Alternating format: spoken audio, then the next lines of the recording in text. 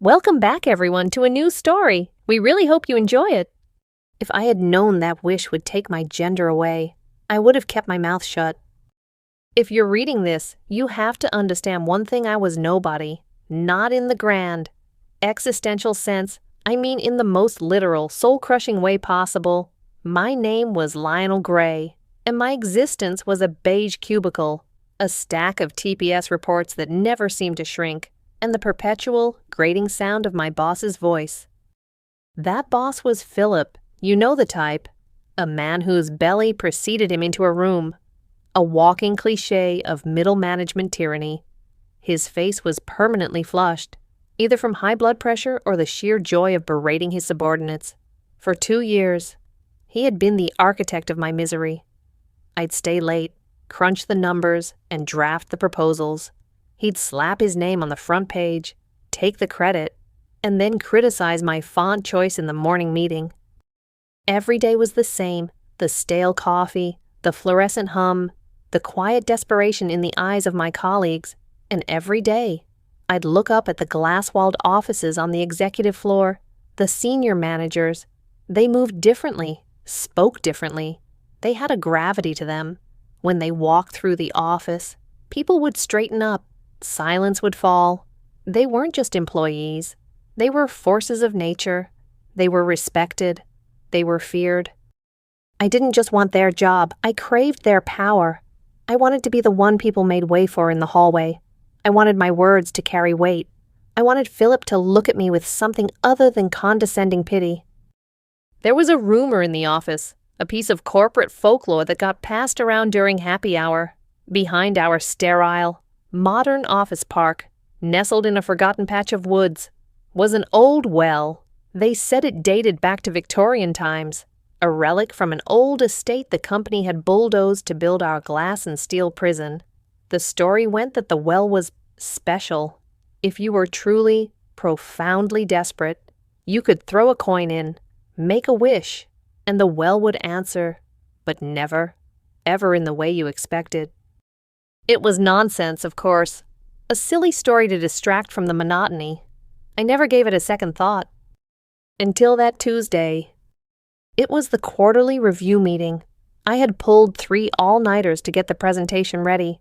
It was my data, my analysis, my work. Philip stood at the head of the conference table, clicking through my slides as if he'd created them himself. He was basking in the praise from the regional director.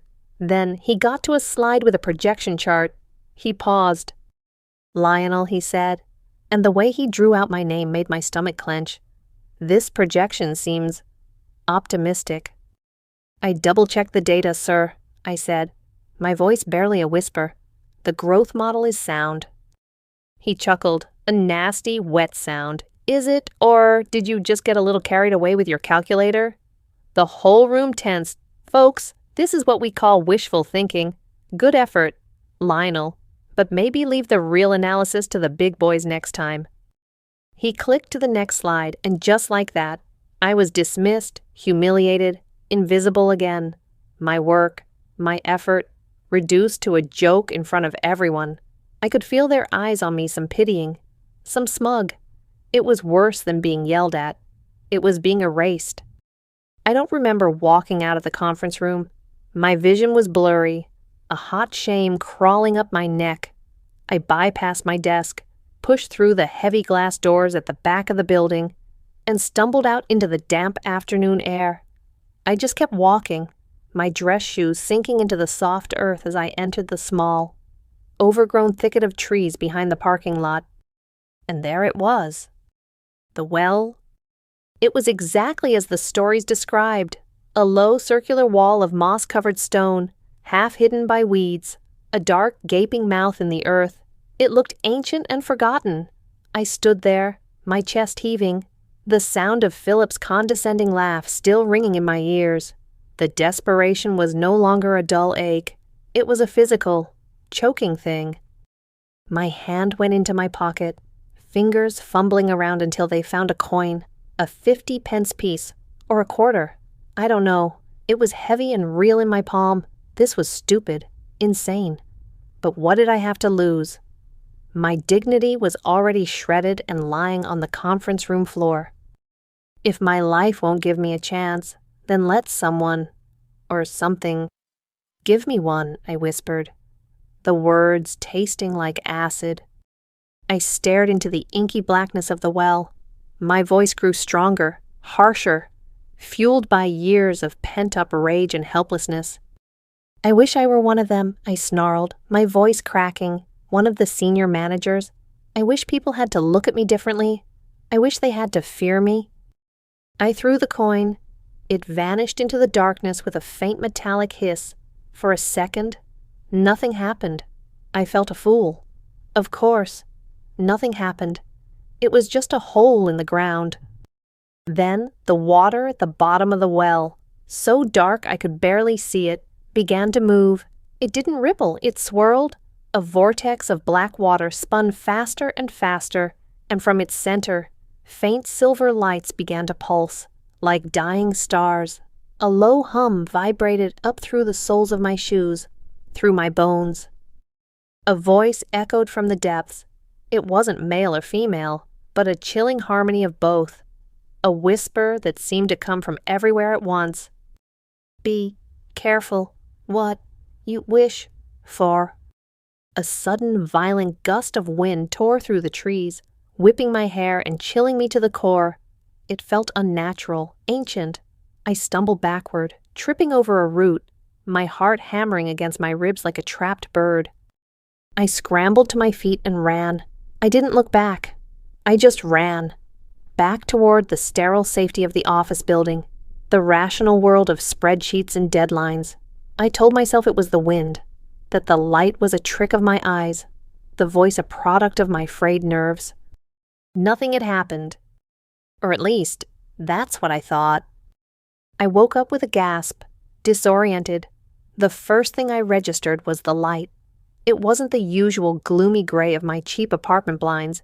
It was a soft, diffuse glow, filtering through cream-colored curtains. The second thing was the scent, a delicate mix of vanilla and something floral, like expensive perfume. Where am I thought, my mind thick with sleep. I sat up, and that's when my world tilted on its axis. A strange, unfamiliar weight pulled down on my chest. It was a heavy, soft pressure I had never felt before.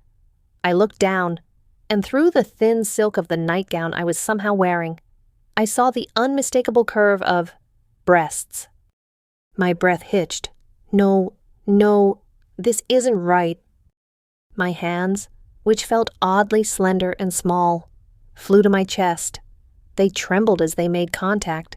It was real, soft, warm flesh. My flesh. They were my breasts. A woman's breasts.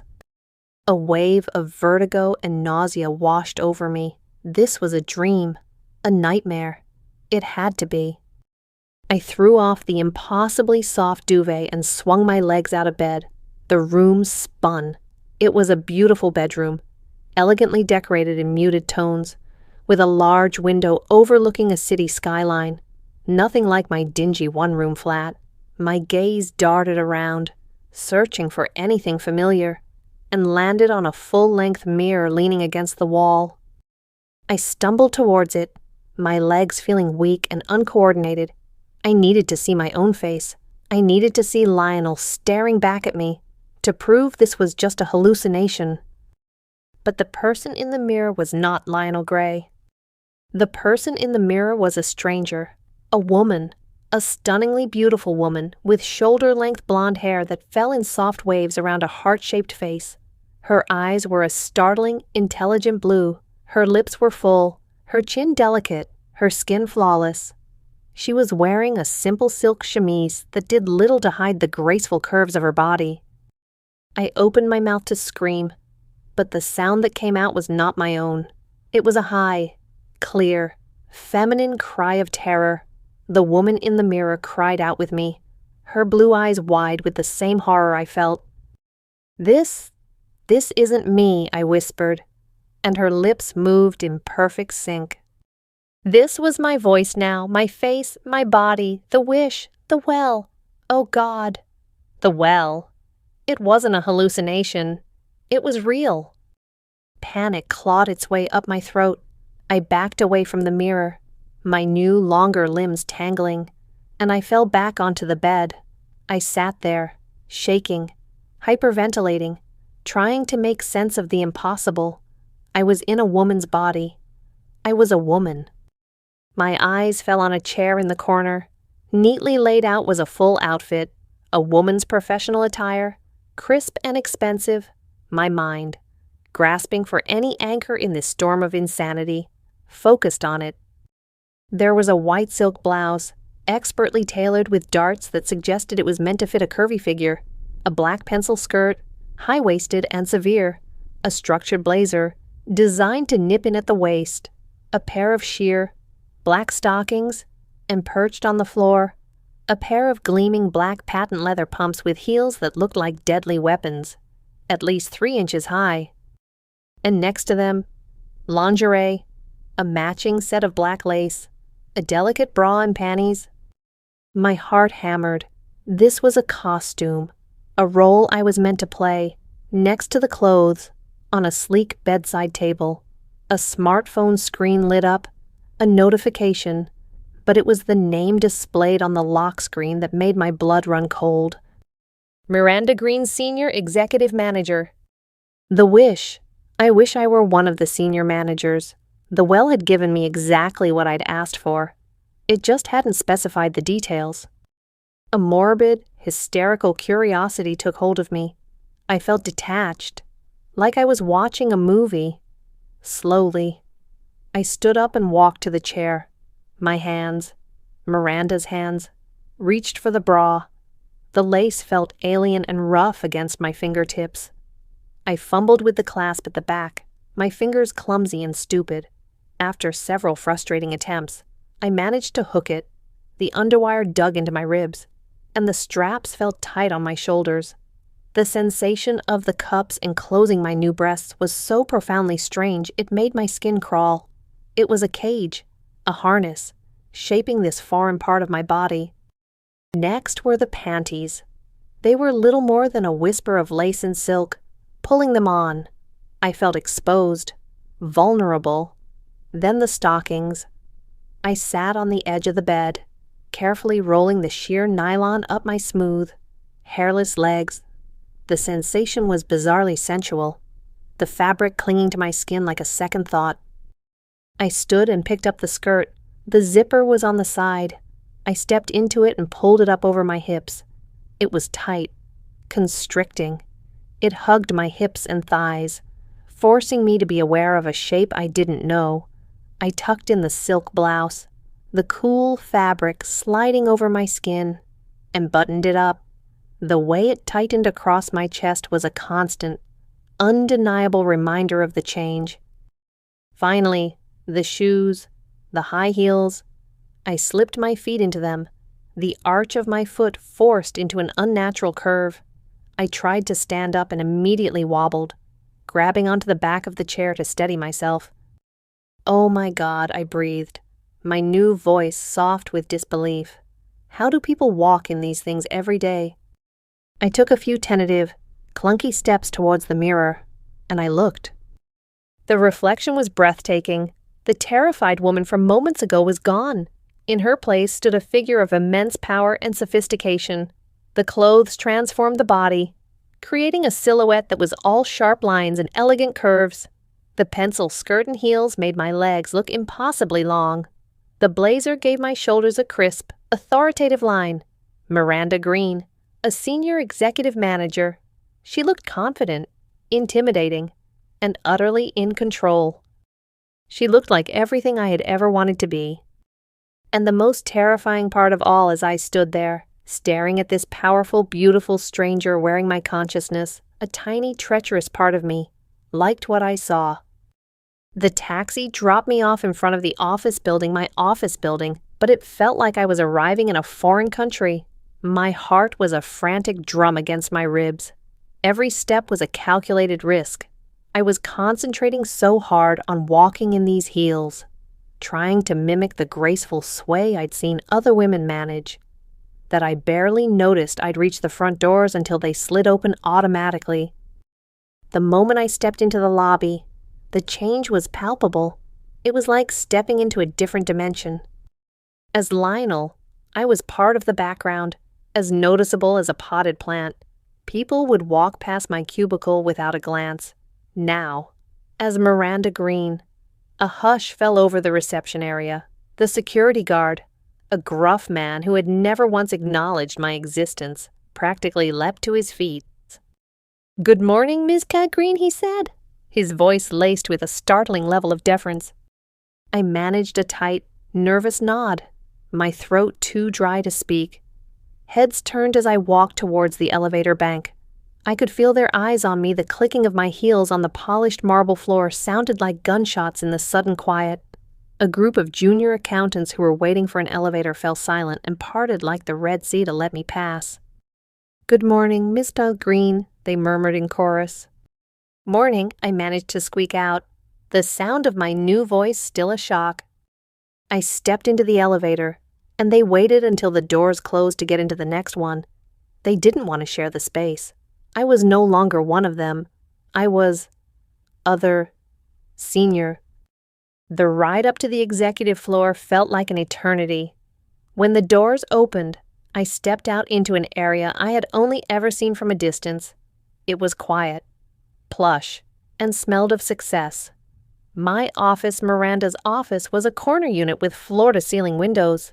My name was on a tasteful brass plaque next to the door. Inside, I sank into the leather chair behind a massive oak desk, the view of the city sprawling out before me. This was it. This was the power I had craved. It was terrifying and intoxicating. A light knock on the door broke my trance. A young woman, an administrative assistant I vaguely recognized, poked her head in. "Ms. Green, sorry to bother you, but would you like your usual coffee double espresso, dash of cinnamon?" I had no idea what Miranda's usual coffee was, but I nodded. "Yes, thank you, Sarah." Her face lit up that I knew her name. I'd only known it because it was on her name tag. As Lionel, I was a ghost. As Miranda, I was omniscient. The true test came an hour later. Philip. I saw him through my glass wall, bustling down the hall, looking flustered. He stopped outside my door, took a deep breath, and knocked. "Come in," I said, trying to pitch my voice lower, more authoritative. He entered, holding a stack of files, his usual bravado completely gone. He wouldn't even meet my eyes. He was looking at my desk, my chin, the wall behind me, anywhere but directly at me. "Miss Green," he began, his voice strangely subservient. "I just wanted to drop off the preliminary numbers for the quarterly report. I know you'll want to look them over before the presentation." This was the report I had nearly killed myself working on, the one he had humiliated me for. My report. He was handing it to me as if I was his superior, because I realized with a jolt. I took the files from him, my fingers brushing his. He flinched slightly. I looked him dead in the eye, channeling every bit of the cold fury I'd felt yesterday. "Philip," I said, letting the silence hang in the air for a moment. "I trust these numbers are accurate. No wishful thinking in them. I hope." The color drained from his face. He understood the reference. He knew I'd been in that meeting. Of course, Miranda Green, the senior executive, would have been there. He swallowed hard. "No, ma'am, of course not. Triple-checked." "Good. Leave them here. That will be all." He practically scurried out of the room. I leaned back in my chair, a strange, exhilarating feeling washing over me. It was power. Pure, unadulterated power. And it felt incredible. I was no longer the butt of the joke. I was the one who could end a man like Philip with a single, icy stare. Throughout the day, I discovered the subtle mechanics of this new life. In the management meeting when I spoke, everyone listened. They took notes, my ideas. The same ideas I'd pitched as Lionel and had been ignored were now lauded as insightful and brilliant. The simple act of being in this body, this position, gave my words a weight they never had before. Even the physical sensation started to shift from alien to empowering. The initial discomfort of the heels was replaced by the satisfying, commanding click-clack they made on the floor. The restrictive pencil skirt forced me into a posture that felt poised and confident. I learned to move in this new form, the sway of my hips becoming a natural, almost unconscious motion. I was becoming aware of the space I occupied in a way Lionel never had. People made way for me. People noticed me. The ultimate test of my new reality came in the form of Daniel Wright. Daniel was a project manager from another department, handsome in that effortless, all-American way, golden boy charm, a killer smile, and intelligent eyes. Every woman and some of the men in the office had a crush on him, as Lionel. I had seen him in the break room, but we had never spoken. We existed in different solar systems. He appeared at my office door late in the afternoon. He wasn't subservient like Philip. He leaned against the doorframe, a relaxed, easy smile on his face. "Miranda," he said, and the sound of my new name from his lips sent a strange jolt through me. "I heard you tore Philip a new one this morning. The whole floor is talking about it." I felt a hot blush creep up my neck, a completely involuntary reaction that mortified me. I was just ensuring quality control, I said, trying to sound cool and detached. He laughed, a warm, genuine sound. "Right, well, whatever you're doing, it's working. You look unstoppable today." He paused, his gaze lingering for just a fraction of a second too long. "Actually, it's hard to look away." My brain short-circuited. Lionel Gray did not know how to process a compliment like that, but Miranda's body did. My heart rate quickened. I felt my lips part slightly. It was a purely physical reaction, a chemical response I had no control over. Thank you, Daniel," I stammered. "I was thinking," he said, pushing off the doorframe and taking a step closer. "We should celebrate our recent project success. Let me take you to dinner tonight." His proximity was overwhelming. I could smell his cologne, a clean, woodsy scent. He reached out and lightly touched my arm, just above the wrist, a simple, casual gesture. But for me, it was like a lightning strike. A current of warmth shot up my arm, a pleasant, tingling heat that made the breath catch in my throat. "This is just the body reacting," I told myself frantically. "It's biology, hormones. It's not me." But was it? The line was getting blurry. I was feeling the confidence of Miranda, the power of her position, and now the flutter of her attraction, each passing hour. I found myself settling more comfortably into her skin. I caught myself tucking a stray strand of blonde hair behind my ear, a gesture I'd never made in my life. I found myself crossing my legs in a way that felt natural, elegant. Lionel was the ghost now. Miranda was the one who was real. And as I looked into Daniel's handsome, smiling face, I realized with a growing sense of panic that I was slipping. I was forgetting what it felt like to be the man in the mirror, and a frightening part of me wasn't sure I wanted to remember. The high from my day of power began to curdle into a profound unease as I left the office. Daniel had been charmingly persistent, and I'd agreed to dinner on Friday. A decision made by a part of me I no longer recognized. My mind was a mess. I needed an anchor, something to tether me to my old life, to the man I was just this morning. I needed to go home, my real home. I gave the taxi driver my old address, the name of the dingy apartment building I'd lived in for 5 years. The building was still there, a drab brick monolith. But as I walked up to my apartment, 3B, a cold dread washed over me. There was a different welcome mat on the floor. A child's drawing was taped to the door.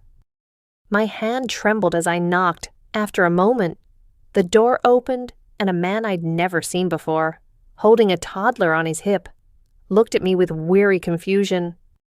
"Can I help you?" he asked.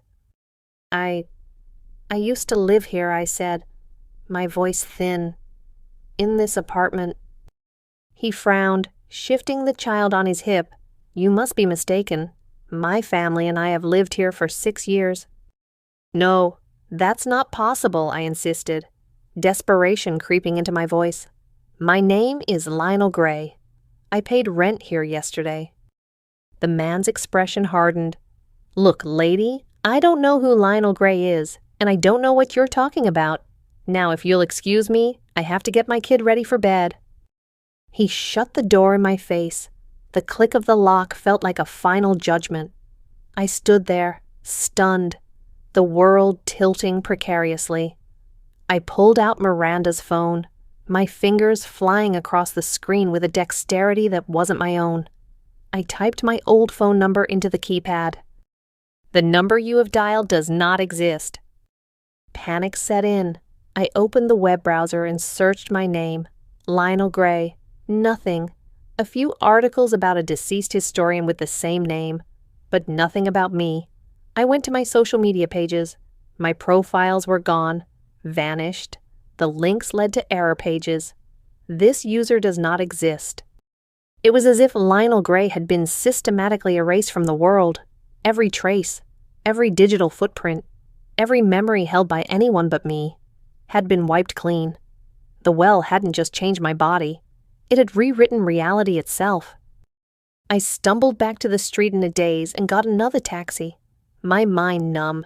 I gave the driver Miranda's address, the only home I had now, back in the luxurious, sterile apartment. I felt like a trespasser. I needed to know more about this woman whose life I had stolen. I started searching the apartment, my movements frantic. In a desk drawer, under a pile of corporate paperwork, I found it. A portfolio of personal documents, a birth certificate for Miranda Green, university diplomas from a prestigious college I'd never even heard of, employment records showing she had worked at the company for 7 years, steadily climbing the ladder to her current position, a complete, detailed, and utterly fabricated life. Then I saw the photo album. My stomach lurched as I opened it. There she was, Miranda, smiling in picture after picture, graduation photos, vacation snapshots, and then wedding photos. Miranda, radiant in a white gown, standing next to a handsome, dark-haired man. A silver frame on the mantelpiece held a professional portrait of the two of them, captioned Miranda and Harold Green, 2021. Harold Green, my husband. I stared at the man's smiling face, a complete stranger to me, and felt a wave of nausea so profound I had to sit down. This wasn't just a new identity. It was an entire history, a web of relationships and memories that I was now supposed to inhabit. I didn't know this man. I didn't love this man. But according to the world, I had promised to spend my life with him. Where was he? The apartment felt too empty, too clean, a business trip. Separated. The questions piled up, each one more terrifying than the last. The world was spinning, a dizzying carousel of fake memories and a stolen life. Just as I felt I might shatter completely. The doorbell rang. The sound was so sharp and unexpected that I jumped. Who would be visiting me, Harold? My legs felt like lead as I walked to the door and peered through the peephole. A young man stood in the hallway. He looked to be in his early 20s, with kind, anxious eyes and a familiar-looking crop of messy brown hair. I didn't recognize him. Cautiously, I opened the door. "Can I help you?" I asked. He stared at me, his expression a mixture of relief and confusion. "Miranda, it's me. Don't you recognize me?" I shook my head, my new blonde hair swishing against my shoulders. "I'm sorry. Should I?" He looked hurt, deeply so. "It's Mark, your brother." The word brother hit me like a physical blow. Miranda had a brother, another person I didn't know, another lie I had to live. I was about to close the door, to tell him he had the wrong person, but something in his eyes held me, a desperate familiarity. I don't have a brother named Mark," I said slowly. He took a step closer, his voice dropping to a conspiratorial whisper. "No, you don't. But you have a best friend, Lionel. Or you did. My blood ran cold. How do you know that name? The young man's face crumpled with a pain that I recognized all too well. It was the same pain I saw in the mirror. Because it's me, Lionel, he said, his voice cracking. It's Monica. I stared at him, my mind refusing to process the words.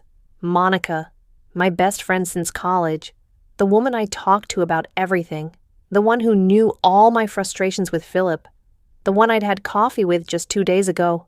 But Monica was a woman.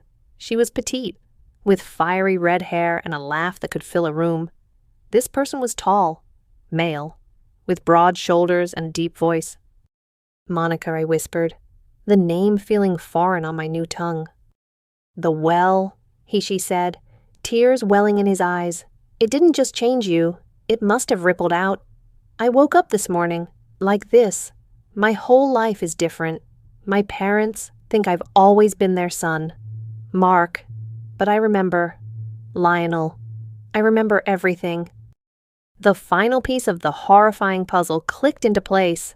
The wish hadn't just targeted me, it had warped the world around me, twisting the lives of those I cared about to fit its new narrative, to give Miranda a brother. It had taken my best friend and turned her into a man. I pulled him inside and slammed the door, my legs finally giving out.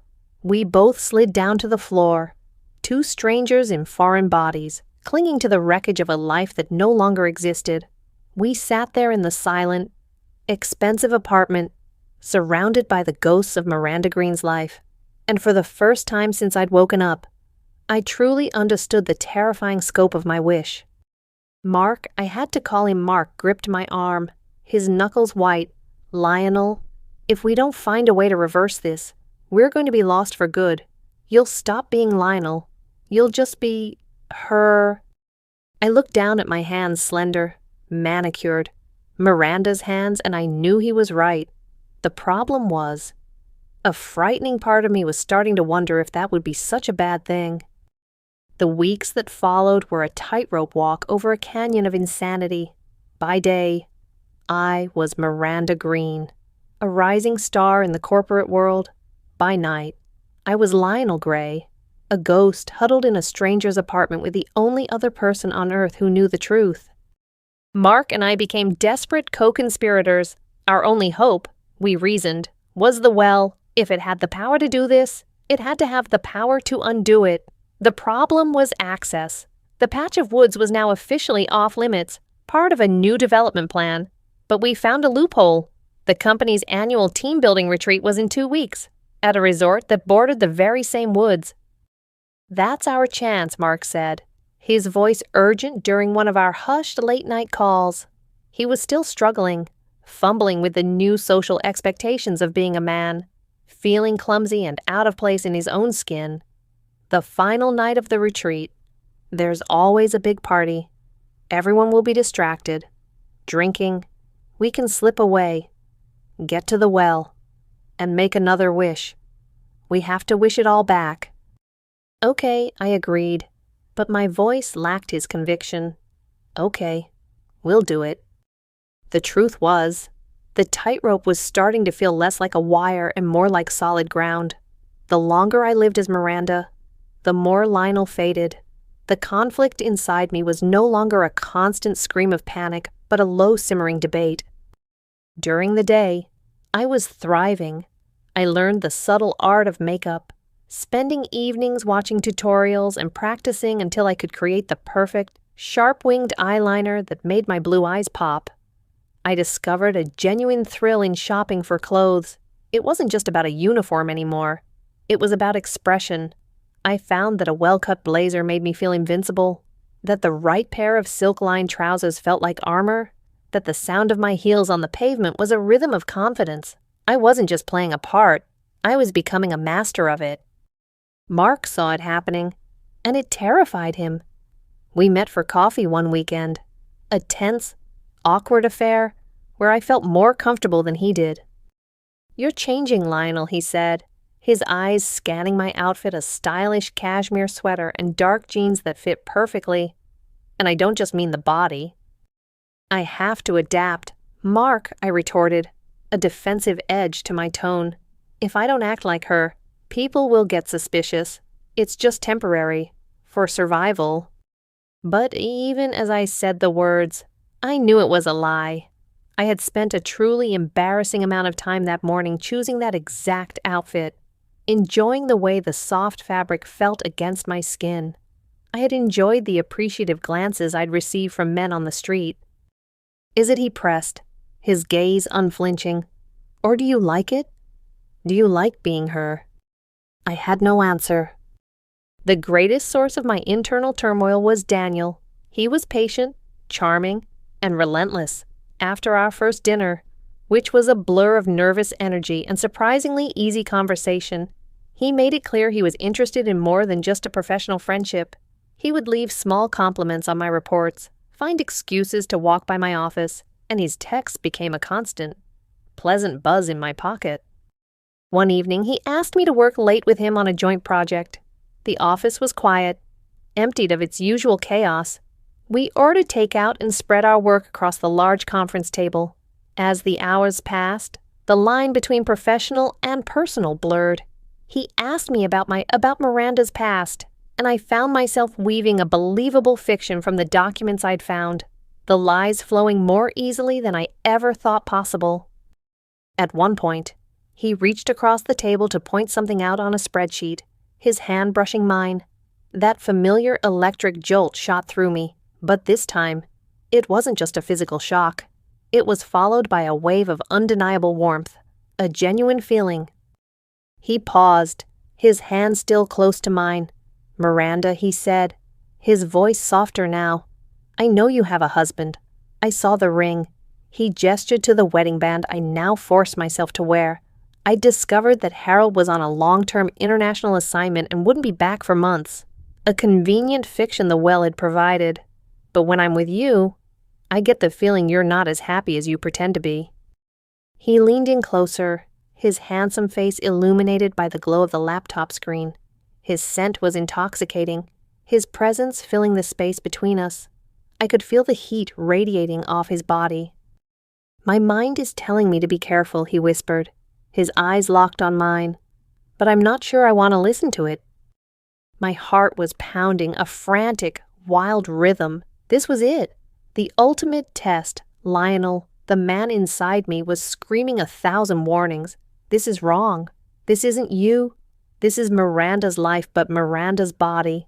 And the growing part of my consciousness that was becoming Miranda felt something else entirely. It felt a deep magnetic pull, a desire that was terrifying in its intensity. His face was inches from mine. He was going to kiss me, and the most horrifying realization was that I wanted him to. I wanted to feel what it was like. Daniel, I started, but my voice failed me. What stopped him was the buzz of my phone. The screen lit up with a text from Mark, a single, stark message. Don't forget who you are. The words were like a splash of ice water. I pulled back abruptly, the spell broken. I'm sorry, I said, my voice shaky as I stood up. It's late. I should go. I fled before he could say another word, my heels clattering in the empty hallway. The night before we were due to leave for the retreat, Mark came to my apartment. He looked haggard, the strain of his new life etched onto his face. He grabbed me by the shoulders, his grip firm. Lionel, listen to me, he pleaded, his eyes boring into mine. This is our last chance. You saw what happened tonight with Daniel? You're slipping away. If we don't go to that well and fix this, you won't just be trapped in that body. Lionel Gray will die. He'll be gone. Completely. Do you understand? I stood there silently, the luxurious fabric of my silk robe cool against my skin, in my chest. My heart and Miranda's heart beat with a steady, strong rhythm. It no longer felt foreign. It felt like my own. I understood what Mark was saying, but as I looked at my reflection in the dark glass of the window, at the beautiful, powerful woman staring back, a terrifying question echoed in the deepest part of my soul. If Lionel Gray died, would I even miss him? The corporate retreat was exactly as artificial and forced as I remembered from previous years, but my experience of it was from a different universe. As Lionel, I would have been relegated to the outer circles of conversation, nursing a cheap beer and trying to look busy, as Miranda. I was at the center of it all. Executives who had never known my name now laughed at my jokes and sought my opinion on market trends. It was a dizzying, seductive performance. Mark, or as everyone here knew him, Miranda Green's quiet brother who tagged along, was a shadow at my side whenever he could manage it. His constant worried glances were the only thing tethering me to our grim reality, to everyone else. We were just a successful executive and her adoring younger sibling. The final night arrived. A bonfire party was in full swing on the resort's manicured lawn. Music pulsed, alcohol flowed freely, and the air was filled with the sounds of strained corporate merriment. This was our window. Mark found me near the edge of the festivities. "It's time," he whispered, his voice tight with anxiety. "Everyone's distracted. We can slip away now." I nodded, my stomach twisting into a cold knot. "Give me 5 minutes. I need to get ready." I retreated to my hotel room. It was spacious and elegant, with a balcony overlooking the darkened woods, the woods where the well was waiting. I walked to the large vanity mirror and stared at my reflection. Miranda stared back. She wasn't a costume anymore. The face was mine. The body was mine. I had spent the past hour on my appearance, not out of necessity, but out of a deep, ingrained habit that now felt completely natural. My blonde hair was styled in sleek waves. My makeup was flawless, with a bold red lip that made me feel dangerous and alive. I was wearing a simple but stunning black cocktail dress that hugged every curve, the fabric cool and smooth against my skin. I looked powerful. I looked beautiful. I looked happy. This was Miranda. This was the woman who commanded respect, who charmed handsome men, who lived in a beautiful apartment and wore beautiful clothes. This was the woman I had wished to be in spirit, if not in form. The reflection was no longer a stranger. It was me. A war raged within me, a silent, vicious battle between two identities. Lionel was screaming, a voice of fear and loss, begging me to remember his miserable cubicle, his lonely apartment, his invisibility. He wanted his life back, no matter how pathetic it was. It was his. But Miranda's voice was a seductive whisper. "Look at what you have," she seemed to say. "Look at what you can be. Power, respect, adoration. Why would you ever give this up? Lionel was weak. You are strong." My phone buzzed, a text from Daniel. "You disappeared. Everything okay? You look incredible tonight."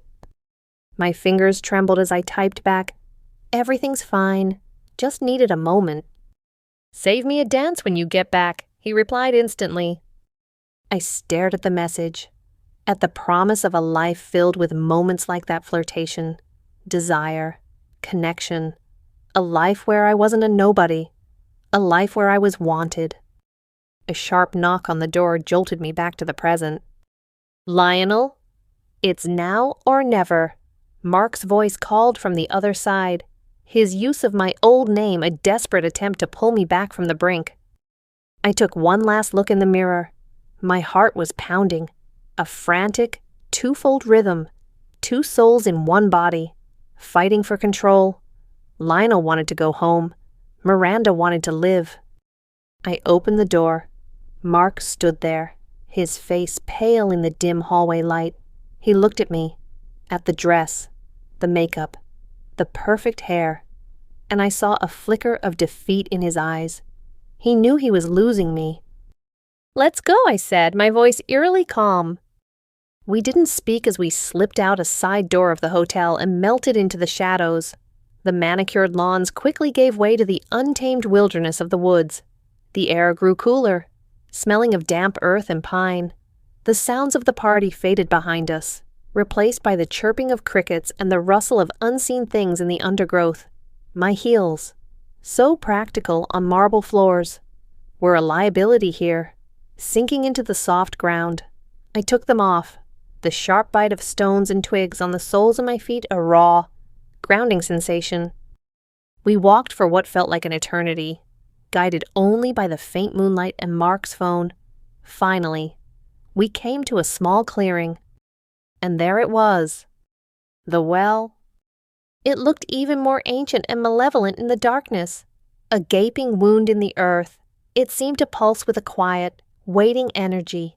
This was the place where Lionel Gray had died and Miranda Green had been born. This was our only way back. Mark stepped forward, his hands clenched into fists. He looked at me, his eyes pleading. You have to be the one to do it. You made the wish. You have to be the one to undo it. Wish it all back. Lionel, wish for your life back. I stood frozen at the edge of the stone circle, the cool night air raising goosebumps on my bare arms. I looked from Mark's desperate face to the dark, silent water of the well. Everything he said was right. I needed to do this.